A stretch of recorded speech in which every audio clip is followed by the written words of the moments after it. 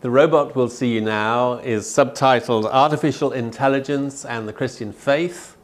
It's the product of a group of us who met together in Cambridge in the UK to discuss how can we respond to the challenges of artificial intelligence. It's available through online, it's in Kindle, physical copies are here in Austria and elsewhere across the world. The robot we'll see you now, edited by John Wyatt and Stephen Williams.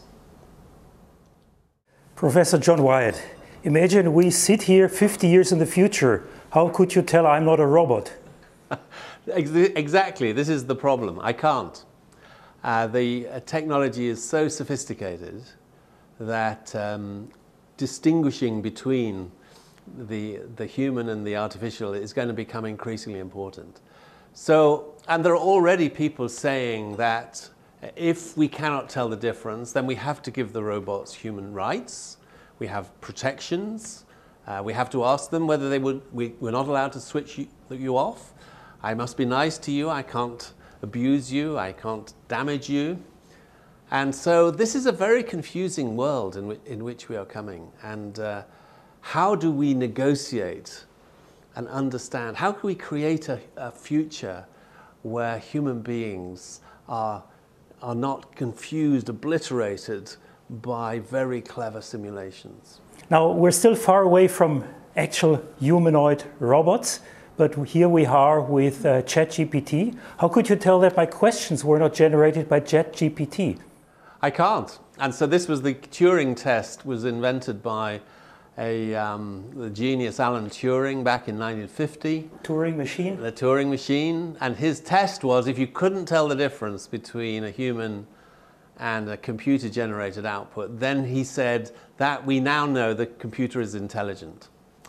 And ChatGPT has kind of blasted through the Turing test. I've been fooled many times already. But actually, there is still a fundamental difference between what it means to be a person and what it means to be a machine.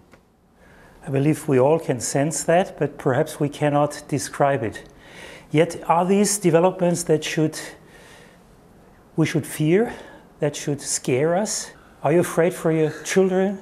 Should I be afraid for my grandchildren? Well, I think we should take this seriously.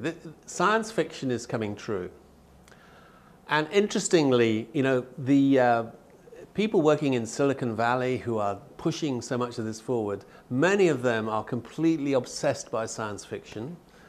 They have been reading this since they were children, and they are actually consciously trying to make the science fiction come true. And the problem is, if we look at the science fiction, many of these novels end very badly. In science fiction, whenever the machines become too intelligent, we know it is not going to end well. And that is the part of the reason why so many of the technologies are now very frightened. They are genuinely frightened that these machines that they are making might take over the world. I think this is science fiction.